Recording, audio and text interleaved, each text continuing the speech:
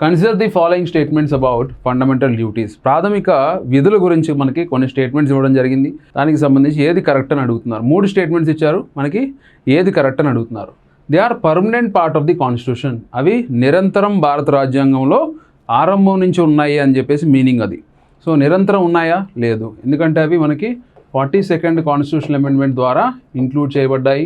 Sardar Swaran Singh committee recommend చేయడం వల్ల వాటిని మనం కాన్స్టిట్యూషన్కి జోడించడం జరిగింది. సో ఇది మనకి పర్మనెంట్ పార్ట్ అనేది ఇన్కరెక్ట్. సెకండ్ స్టేట్మెంట్ చూసుకుంటే they have been added through amendment. So amendment ద్వారా, సవరణ ద్వారా వాటిని యాడ్ చేయడం, చేర్చడం జరిగింది అంటున్నారు కాబట్టి ఇది మనకి కరెక్ట్ స్టేట్మెంట్. 3వ స్టేట్మెంట్ చూస్తే they are mandatory for all citizens of India అన్నారు.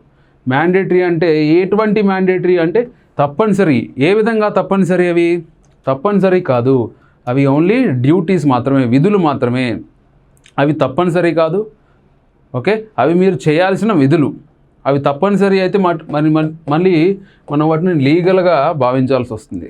సో లీగలీ అవి ఎన్ఫోర్సబుల్ కాదు. కాబట్టి ఇది రాంగ్ స్టేట్మెంట్. మనకు ఆప్షన్స్ చూసుకుంటే ఓన్లీ బి కరెక్ట్గా ఉంది కాబట్టి ఆప్షన్ 3 రైట్ ఆన్సర్.